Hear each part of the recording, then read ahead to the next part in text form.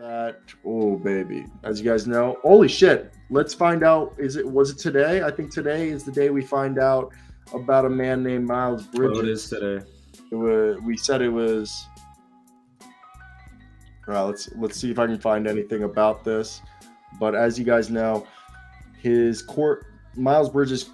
First off, I want to make it clear we talk about this every time we do, but Jackson and I have agreed that whenever it comes to legal stuff like the Miles Bridges situation, which him and I both have stated we are against DV. We're not going to say the word because YouTube doesn't like it when you say that in the algorithm, and we are against all that, but we don't know the full facts. So as right now, they're allegations. We're waiting for due process of the law before, obviously giving any of our opinions, because I think everyone deserves that right.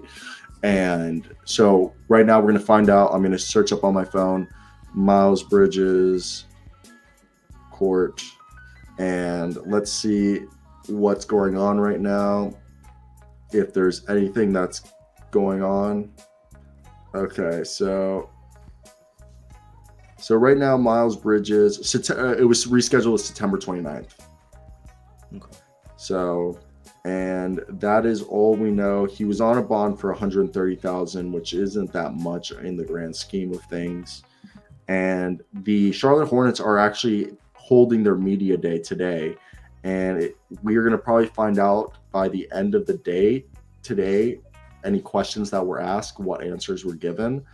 And yeah, so you'll find out by the end of the week, we'll find out what's going on with Miles Bridges' situation. Let's talk about the training camp preview for this team.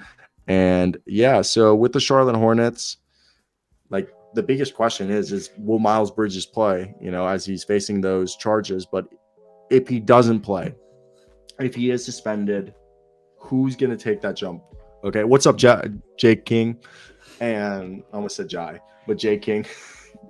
But look, is it James Bouknight? Is Kelly Oubre going to finally break out?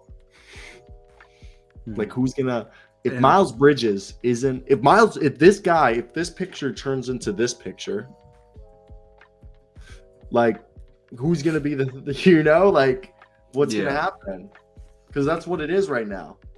Yeah, I have big concerns. I think probably Charlotte fans do too. I mean, Miles Bridges on the Charlotte next season, if that was all cleared up, changes every single thing.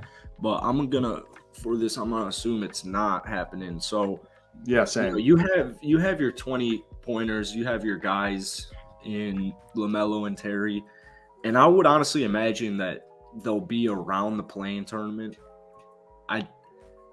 Do they make it? I don't know. But I don't like Gordon Hayward and Kelly Oubre as far as, I don't. Can I sell you on Kelly Oubre?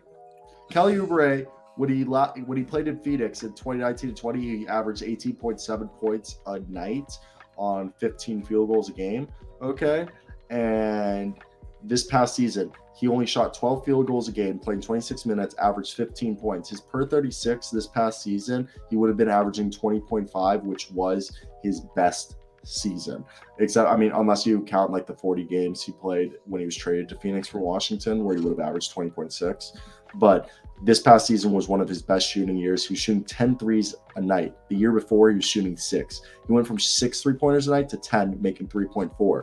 So and Kelly Oubre is a guy who's averaged 1.5 steals a night. He's a good defender. I think if Kelly Oubre is the guy that they should try, and people forget Kelly Oubre is only like 24, 25, 26?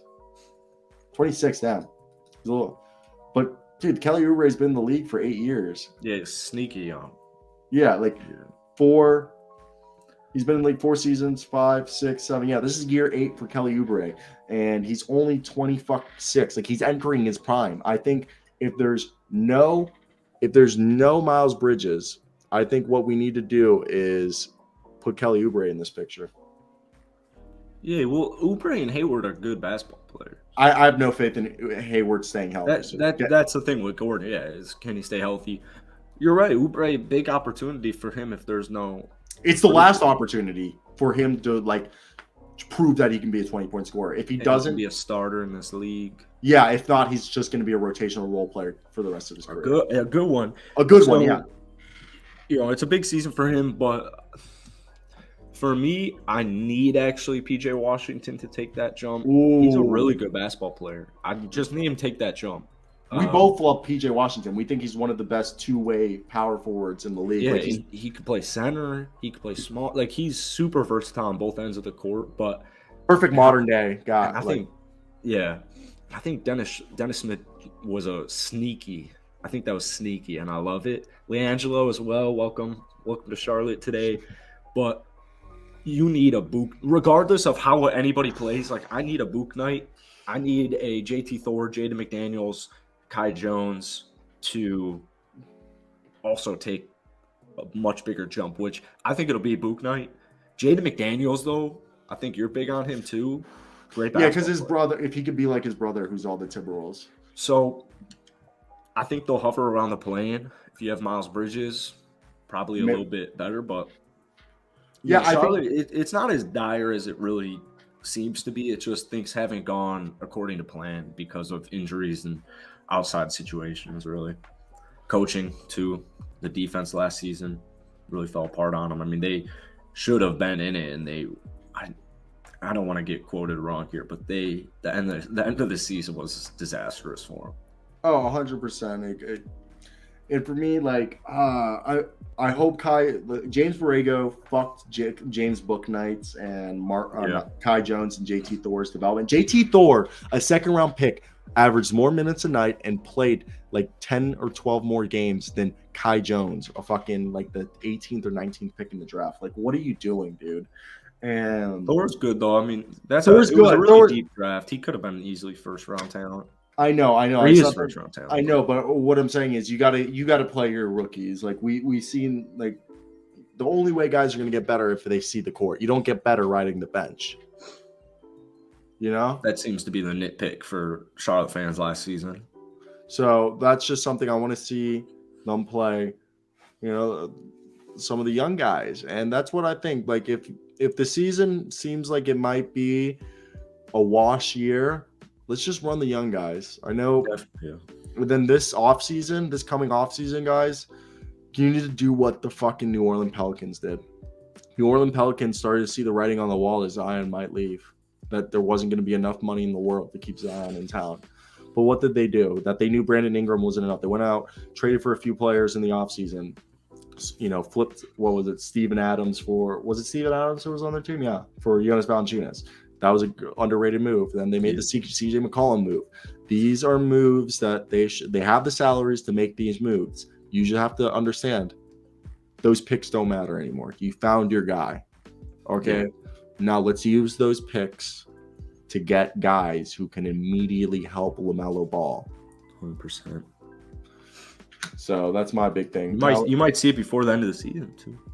Yeah, I mean I could see them packaging like Gordon Hayward. I know he's a negative trade asset, but there's a team out there that if you give them enough picks, you can get a guy who's an all-star. Lakers.